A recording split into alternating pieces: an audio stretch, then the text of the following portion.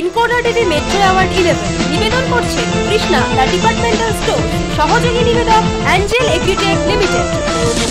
আপনারা দেখছেন, আমরা দেখছি, জাজেরাও দেখছেন। কে হলো মহাসেরা, কারা সেরা সেরা, কোন পুজোই বা পেল সবার সেরা তকমা? জানতে চোখ রাখুন ইনকোডার টিভির পর্দায়।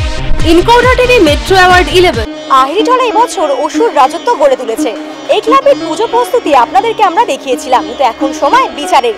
তাই আমি পাইল ইনকোডার টিভি মেট্রো অ্যাওয়ার্ড 11 নিয়ে চলে এসেছি আহিরিটোলায়। আর আমার সঙ্গে অবশ্যই রয়েছে আমাদের বিচারকেরা। তাই চলুন বিচারকদের সঙ্গে ঘুরে দেখি এই ক্লাবের পুজো।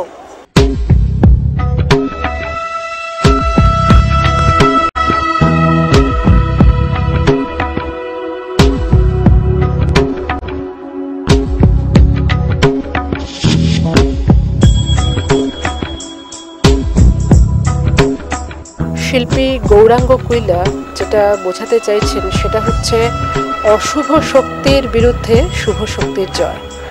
বর্তমান সামাজিক এবং রাজনৈতিক প্রেক্ষাপটে আমরা যেটা দেখতে পাই যে অশুভ শক্তির অভাব এখনো পর্যন্ত কোথাও নেই। তো এটাই উনি বোঝাতে চেয়েছেন যে মা সেই অশুভ শক্তিকে সদাই বিনাশ করে সদাই শুভ শক্তিকে জাগ্রত করেন।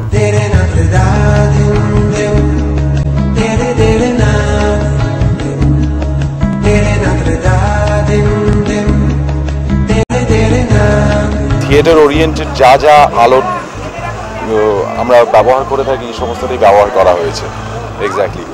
আর মেন মণ্ডপে আমরা মায়ের একটা ভয়ঙ্কর রূপ দেখতে পাচ্ছি, যেখানে আমরা ভীষণ রাগে মা অসুরকে বিনাশ করছে। তো ভীষণ একটা দুর্গাপুজোর অ্যাম্বিয়েন্স তৈরি হয়েছে আর কি। সত্যি ভয়ঙ্কর যুদ্ধের পরে একটা ভয়ঙ্কর যুদ্ধ হয়ে গেছে বোঝা যাচ্ছে হঠাৎ করে আর কি।